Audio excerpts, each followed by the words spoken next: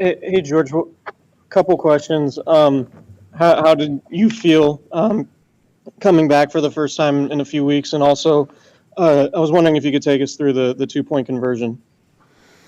Let's see. Body feels great. Getting tackled 15 times is a lot, but that's what I'm built for. Felt great to be back out there with the guys. Unfortunately, we just didn't get it done, so that's not fun. 2-point conversion, faking the outside, the read, get back inside. CJ can either run it or throw it to me. Just didn't make it. Just bang, bang play and didn't get it done.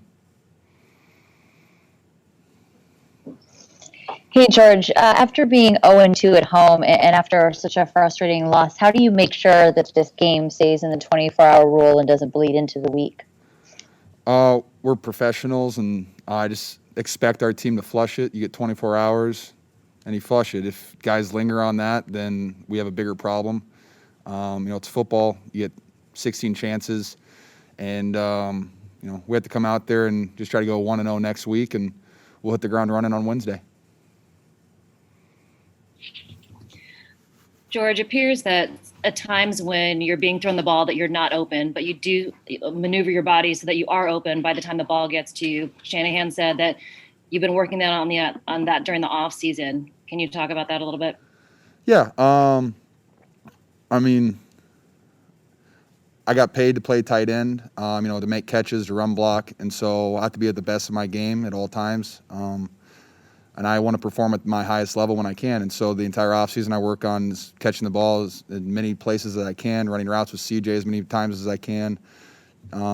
Just repetition is how you get comfortable making those catches. And so it felt good being out there again tonight. Like I said, we should have gotten that one, but it felt good to get those catches. Hey, George, is there anything that you can identify immediately as far as improving the run blocking efficiency just as a unit coming out of that game? We rely heavily on our tight ends and our tackles. And I think overall in the run game, we just weren't playing at our level that I expect us to play us at.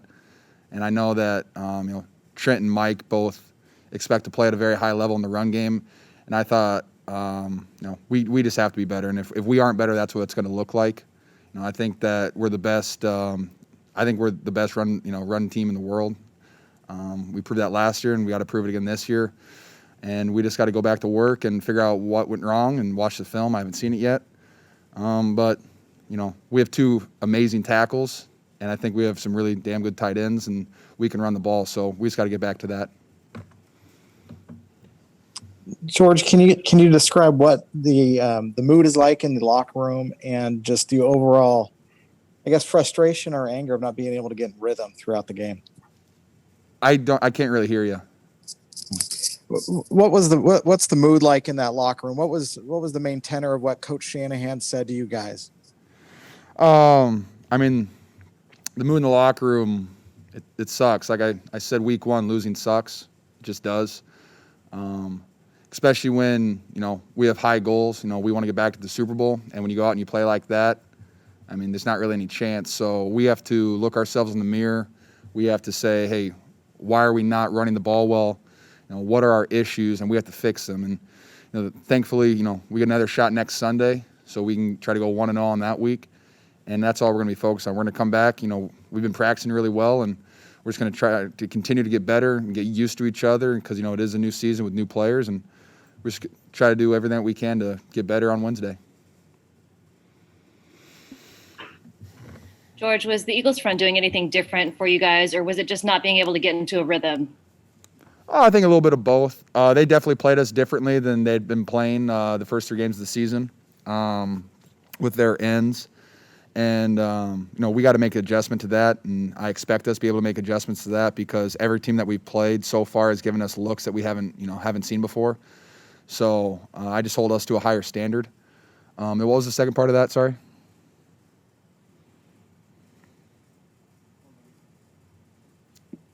Was there any other reason that you couldn't get into a rhythm on the offense?